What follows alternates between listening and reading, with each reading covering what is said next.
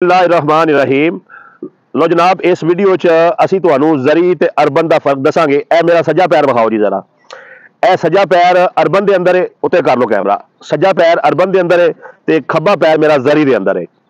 मतलब इथों तक जिहड़ा है ना जी, शहरी हदूद है, टाउन कमेटी की हदूद है। इत्थे सेवरेज पाना, सफाई करना और उस तो अलावा जिहड़ा दीगर म्यूनसिपल कमेटी दी जिहड़ियां सहूलियात होंदियां ने इत्थे लागू ने। ए जिथे दूसरा पैर है इत्थे लागू नहीं है।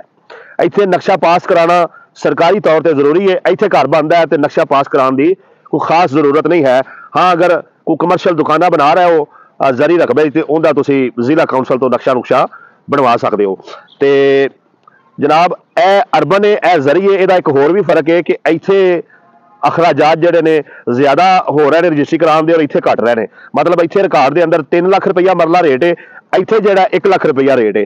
जिहड़ी रजिस्ट्री का इत्थे खर्चा जिहड़ा है ना जी 2 लाख रुपया आना है। इत्थे वो जगह उही 5 मरले का प्लाट है तो इत्थे खर्चा आउंदा जिहड़ा वो 40,000 रुपया आना है। मतलब ये फर्क है जरी ते अर्बन की जिहड़ी हद होंदी है। तुसीं जिसले भी किते प्लाट खरीदना है तो तुसीं चेक करना है तुसीं अर्बन के अंदर लै रहे हो या जरी के अंदर लै रहे हो।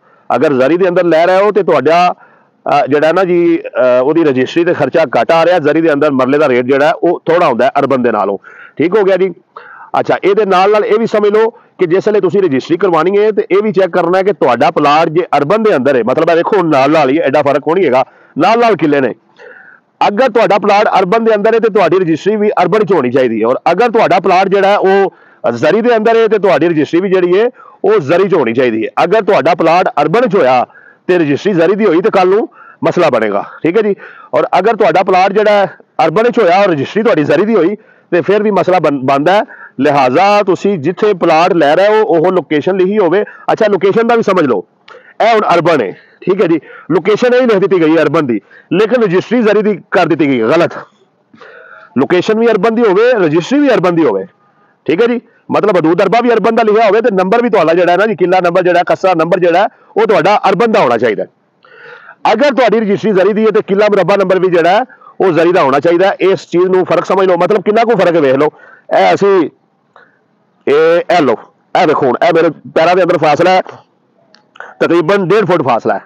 हुण 1.5 फुट च मेरा सज्जा पैर जिहड़ा वो अर्बन हदूद च ते खब्बा जिहड़ा जरी हदूद च। इत्थे मैं टाउन कमेटी की हदूद च, शहरी हदूद च, ते इत्थे मैं शहरी हदूद चों निकल गया। मेरा हदूद जिहड़ा असल है अर्बन ते जरी, शहर ते शहरों बाहर दोवां हदूद के अंदर मैं असल खड़ा वां।